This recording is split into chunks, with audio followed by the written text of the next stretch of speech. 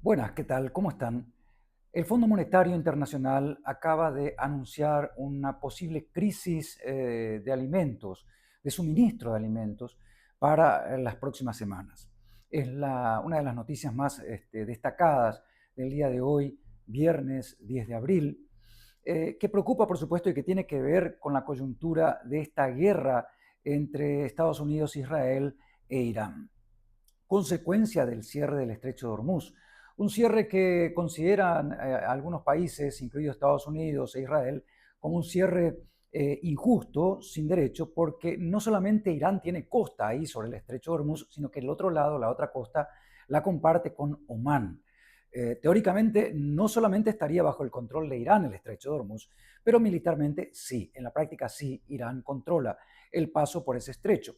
Y hablando de eso, han pasado apenas como 4 buques cargueros en las últimas horas, teniendo en cuenta que han quedado varados esperando en el Golfo Pérsico alrededor de 1000 de estos buques que no han podido pasar, porque el cese al fuego y la apertura de este estrecho, que ustedes recordarán se dio el día de ayer, ha durado apenas un par de horas. Un par de horas porque después, como recordarán, Israel atacó objetivos de Hezbollah en Beirut, en el Líbano, y esto ocasionó el cierre inmediato, el nuevo cierre del estrecho de Hormuz por parte de la Guardia Revolucionaria iraní.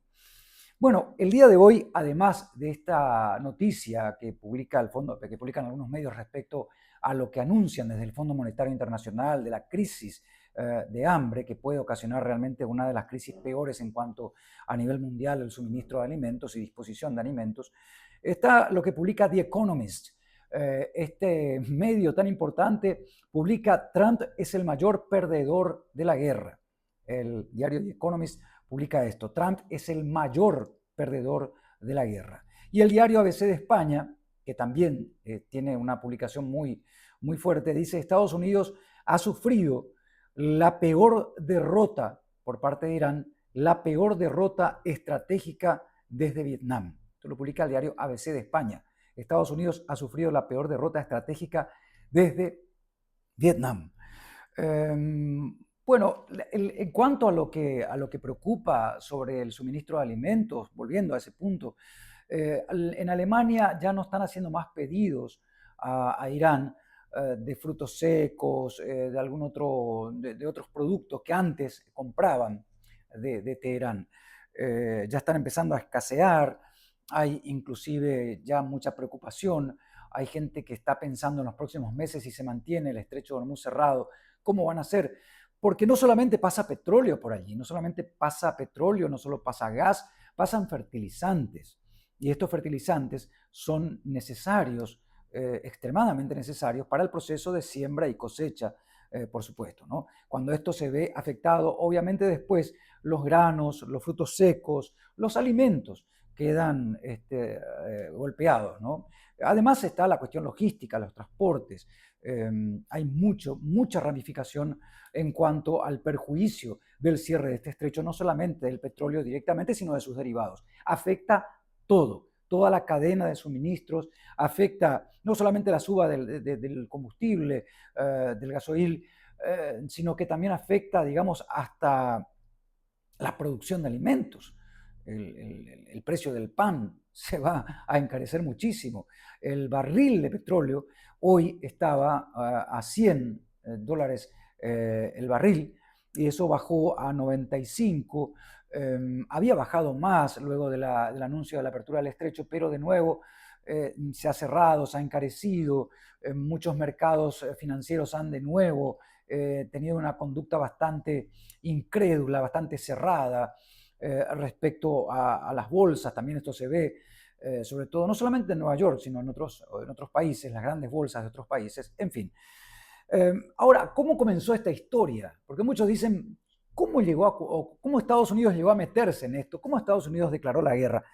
Y el New York Times ha publicado hace un par de días una entrevista bastante amplia en la cual comenta cómo es que se convenció a Donald Trump de ir a la guerra. Y dicen que el 11 de febrero, Bibi Netanyahu, acompañado del director del Mossad, David Bernier, han ido a la Casa Blanca el 11 de febrero pasado Recuerden que la guerra comenzó el 28 de febrero, ¿no? El 11 de febrero dicen que estuvo Netanyahu con el director del Mossad, llevaron un par de documentos y se reunieron en la Situation Room, en la sala de situaciones de la Casa Blanca, con el presidente Donald Trump y sus asesores.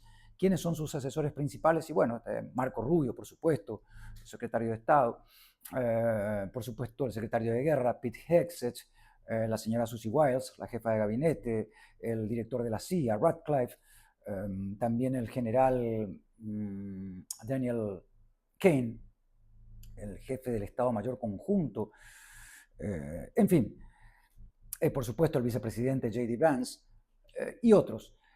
En esa sala de situaciones, Netanyahu presenta a Donald Trump 4 puntos. Le habla de 4 puntos. En ningún momento le habla de la cuestión del uranio, de la guerra nuclear, del armamento nuclear, del programa nuclear de Irán. No le habla de eso, no se toca ese tema. Le habla de 4 puntos que son la posibilidad, porque le dice, hay madurez, es el momento, tenemos que cumplir estos 4 puntos que te digo ahora, le dice Netanyahu a Trump, y le habla de, 1, matar al ayatolá Ali Khamenei, descabezar, hacer el proceso de decapitación en Irán. 2, eliminar el programa de misiles, el programa balístico. 3, lograr que haya un levantamiento del pueblo iraní, es decir, la rebelión del pueblo, instar a que se levante el pueblo que está en contra del régimen de los ayatolá y que está en contra de, por supuesto, esta guerra. Y 4, el cambio de régimen, es decir, sacar del gobierno, sacar de la cabeza el sistema teocrático de los ayatolá y llevar a otro régimen. Incluso se llegó a mencionar el hijo del Shah de Irán. En fin, estos 4 puntos le comenta Netanyahu a Trump, le dice que son viables, que este es el momento de hacerlo, que es posible hacerlo. Y entonces Donald Trump se queda con eso el 11 de febrero. El 12, al día siguiente, ya sin Netanyahu y su jefe del Mossad, David Bernea, ya sin la presencia de ellos, Donald Trump se reúne de nuevo en la sala de situaciones de la Casa Blanca, en el Situation Room, y pregunta a sus asesores cuál es la opinión. El que está 100% de acuerdo con ir a la guerra, el que dice, sí, tenemos que ir, tenemos que atacar Irán, esto se resuelve en 2 o 3 días, es el secretario de guerra, Pete Hegseth. Marco Rubio le dice, no, yo no estoy de acuerdo con que se vaya a dar una rebelión, mucho menos que se dé un cambio de régimen en estas situaciones, en este momento. No es el momento, presidente, no es el momento de hacer esta movida, no es el momento, no lo vamos a lograr. Estoy de acuerdo, sí, matar a Ali Khamenei es posible, claro que sí. Frenar el programa balístico, el programa de misiles de Irán, sí, es posible. Ahora, el punto 3 y el 4, es decir, el punto 3 es lograr la rebelión, el levantamiento del pueblo de Irán en contra del régimen de los ayatolá o del ayatolá. Y el cuarto, aún más difícil, el cambio de régimen. Marco Rubio le dice, no, yo no creo. Ratcliffe de la CIA le dice, ¿qué significa cambio de régimen? ¿Matar a Ali Khamenei? Si eso es cambio de régimen, me parece bien, se puede. Pero después de que matemos a Ali Khamenei, va a subir su hijo, cosa que en la práctica ocurrió. No lograron matar a Mojtaba Khamenei. Y finalmente, hoy en día, lo tenemos vivito y coleando, ¿no? Porque acaba de dar un comunicado el día de ayer. Mojtaba Khamenei acaba de decir justamente que la sangre va a ser, la sangre echada, derramada por los iraníes, va a ser vengada, etc. Habla el general Daniel Kane, y Daniel Kane dice, no es posible hacer este tipo de movilizaciones sin pagar un precio elevado. ¿Cuál sería el precio elevado? El cierre inmediato del estrecho de Hormuz. Ese pronóstico del general Kane se ha cumplido.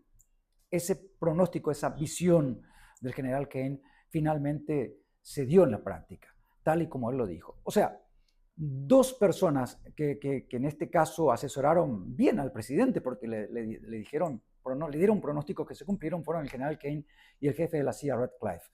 Marco Rubio, muy prudente, estuvo a favor de 2 puntos, pero no de los otros, Y J.D. Vance que dijo, no, no, no, no, esto no tiene ninguna posibilidad de éxito, nos vamos a complicar la vida y posiblemente pagaremos un precio político y económico realmente muy elevado, cosa que también se dio. Hoy en día con el estrecho de Hormuz cerrado, totalmente controlado por Irán, con un Irán que demostró realmente que puede, por lo menos hasta ahora, puede contra Estados Unidos. Ha derribado 2 aviones o más, ha derribado helicópteros y ha mantenido su programa de misiles.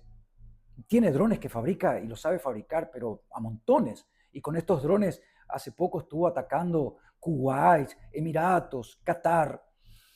Drones que para ellos resulta baratos hacerlos y tienen una gran habilidad para fabricarlos en mucha cantidad y que sirven muchísimo para poder atacar objetivos. Totalmente en contra de lo que decía Trump, de que tenían erradicados los radares y controlada la posibilidad aérea de Irán, que prácticamente era nula, según decía Trump hace un par de días. Políticamente Trump está en un gran problema, porque todo el mundo habla de ese sabor a derrota que tiene esta tregua. De hecho, para hacer un conteo, desde que comenzó la guerra el pasado 28 de febrero, ¿qué ha cambiado? Primero, Irán pasa a controlar el estrecho de Hormuz, cobra por cada buque carguero de menor porte $1.000.000 para el paso, en concepto de peaje. Cobra, si es un poquito un carguero de mayor capacidad, cobra $2.000.000. Permite o no pasar de acuerdo al gusto, de acuerdo a si considera que son aliados o no, simpatizantes o no. Es decir, Irán controla el paso por el estrecho de Hormuz. Irán no ha entregado su uranio enriquecido, que es alrededor de 400 kilos de uranio enriquecido al 60%. Irán no ha dejado de lado su programa de misiles balísticos. Irán no ha cambiado de régimen, sigue el régimen de los ayatolá, en este caso con el hijo de Ali Khamenei, que fue asesinado el pasado 28 de febrero, Mojtaba Khamenei, que sigue con vida. 56 años tiene Mojtaba, nació en 1969, un año, o sea, 10 años antes de que se instaure el sistema de los ayatolá. Entonces, por eso digamos, los titulares, The Economist dice Trump es el mayor perdedor de la guerra. Porque si Trump hoy en día dice hemos ganado, tendría que explicar esos puntos que no han cambiado y que acabo de mencionar. Además, hay un sector político que ya está pidiendo la 25ª enmienda, poder aplicarla y poder ver si logran sacar a Trump del gobierno. Habrá que ver, ese es otro punto.